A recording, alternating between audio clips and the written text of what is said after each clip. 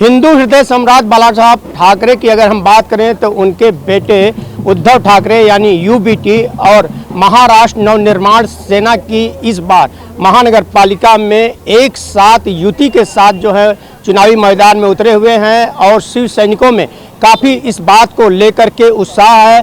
और वार्ड क्रमांक अगर हम 25 की बात करें तो यहाँ पर एक बार फिर उद्धव ठाकरे ने जो है योगेश भोईर को अपना उम्मीदवार बनाया है। इसके पहले इनकी पत्नी यहाँ पर नगर सेविका थी जो कि काफ़ी स्तर पर काम की थी, आम जन लोगों की समस्याओं से उन्हें निजात दिलाया था और योगेश भोईर को इस बार टिकट मिला है। इसी मुद्दे पे इनसे हम बात करना चाहेंगे।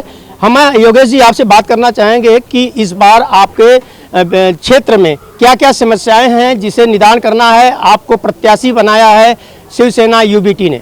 सबसे पहले मैं आज के चैनल के माध्यम से पक्ष प्रमुख उद्धव जी ठाकरे, मनसे नेते राज साहब ठाकरे, इनका मैं धन्यवाद कहूँगा।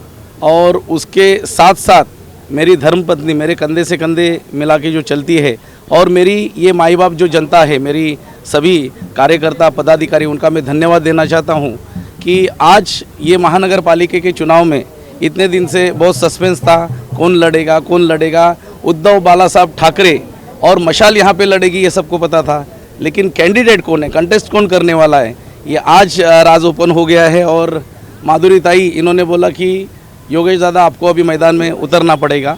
आज मैं कंटेस्ट करने के लिए, नॉमिनेशन फॉर्म भरने के लिए जा रहा हूँ। और वार्ड की बहुत सारी समस्या आप देखोगे 2012 से लेकर 2025 से लगभग ये 14 साल का ये जो वनवास था, इतने साल का, इसमें 4 साल के तो हमारे वनवास में चले गए कॉरपोरेशन न होने के कारण।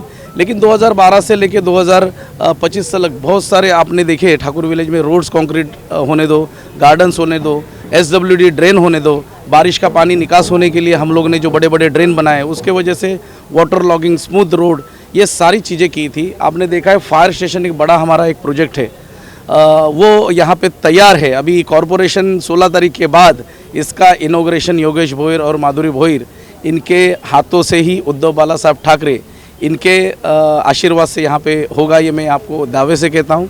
लेकिन बहुत सारी समस्या भी है, छुट्टी है, हॉकर जोन है, पार्किंग फ्री है, ज़ीरो गार्बेज का है, बहुत सारे ऐसे चीज़ें हैं जो ये विकास के मुद्दे के लिए मेरे को आगे लेके जाएंगे। और मल्टी सुपर स्पेशलिटी हॉस्पिटल है जो अभी प्रलंबित है, उसका प्रोजेक्ट प्रलंबित है, तो ये सारे हमारे लिए मुद्दे रहेंगे। टिकट बंटवारे को लेकर के देखा जाए इस बार मातोश्री पे मैं खुद पिछले 10 दिन से लगातार वहाँ रिपोर्टिंग कर रहा था।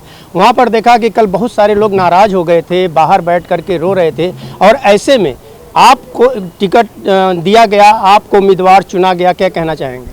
देखो, मैं पहले से मान रहा था कि उद्धव साहब जिस किसी को टिकट देंगे उसने कंटेस्ट करना चाहिए। अभी नाराज़ी और किसी को मिला किसी को नहीं मिला ये तो होने वाला है, लेकिन बहुत सारे जगह पे आपने देखा है कि उद्धव साहब के यहाँ पे नहीं, हमारे पक्ष में नहीं, लेकिन बहुत सारे विपक्ष में वहाँ पे सिटिंग कॉरपोरेटर लोगों के टिकट काट दिए गए। अभी मुझे 5 मिनट पहले ही फ़ोन आया था एक सिटिंग कॉरपोरेटर का कि मैं उद्धव साहब के पक्ष में, मतलब उबाठा में मैं प्रवेश करना चाहती हूँ और चाहता भी हूँ, तो कुछ हो सकता है क्या।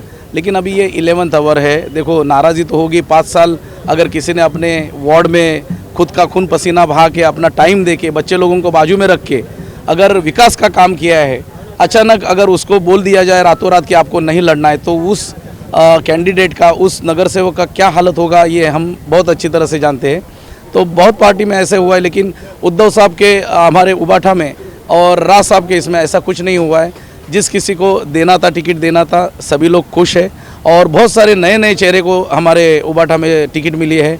मनसे में भी ऐसा ही है, बहुत सारे नए चेहरे को मिली है, जो जुने पुराने हैं, जुने कॉरपोरेटर थे, उनको भी मिली है। तो हालांकि मनसे और शिवसेना युति में इस बार बम्बई में, महाराष्ट्र में ये हमारा डंका चलेगा। आपसे मैं जानना चाहूँगा कि इस बार महाराष्ट्र नवनिर्माण सेना और शिवसेना एक साथ एक मंच पर होकर 20 साल के बाद चुनावी जंग में उतरे हैं, कितना फ़ायदा होगा शिवसेना को? सगळ्यात आधी मी तुमच्या चॅनलचे आभार मानते आणि खरंच आज तुम्ही बघताय की एकदम आमच्या शिवसैनिकांमध्ये आणि आमच्याबरोबर आमचे मनसेचे पण कार्यकर्ते आहेत, त्यांच्यामध्ये पण एक जोश है। गेली लगभग 15 वर्ष पहले योगेश जी थे, उसके बाद में मुझे खड़ा किया, उसके बाद में अभी हमारा तीसरा टर्म है। और अभी ये तीसरा टर्म हमारा हैट्रिक होने वाला है, क्योंकि हम लोग ने 15 साल लोगों का काम किया है और लोग काम देखते। अभी आपने पूछा कि युति का, तो दोनों भाई अगर साथ में आते हैं तो उसका फ़ायदा तो होने वाला है ही, और ऐसा फ़ायदा होने वाला है, आप देखो महानगर पालिका में हमारा शिवसेना का ही झंडा लहराएगा। आपसे मैं जानना चाहूँगा, आप महाराष्ट्र नवनिर्माण सेना की पदाधिकारी हैं, आपसे मैं जानना चाहूँगा कि इस बार क्या लक्ष्य रहेगा, क्योंकि देखा जाए तो शिवसेना हमेशा से महानगर पालिका पे पिछले कई वर्षों से उसका कब्जा रहा है, और इस बार राज ठाकरे और उद्धव ठाकरे यानी दोनों भाई एक साथ आए। देखिए, सबसे पहले तो आपके चैनल का मैं आभार मानती हूँ, और दूसरी बात ये है कि जो मराठी सब है उनका एक सपना था कि दो भाई एक आए, तो अभी क्या हुआ है कि दो भाई एक हो गए बराबर। सबसे बड़ा मराठी का जो है वो पूरा हो गया है। अभी दूसरा हमारा लक्ष्य है, अभी महानगर पालिका पे हमारा भगवा फड़कना चाहिए, ये हमें हमारा लक्ष्य ही है, और पूरे जोश से पूरे सपोर्ट से हम यहाँ का सीट जोर से लड़ेंगे, जोर से सपोर्ट करेंगे, और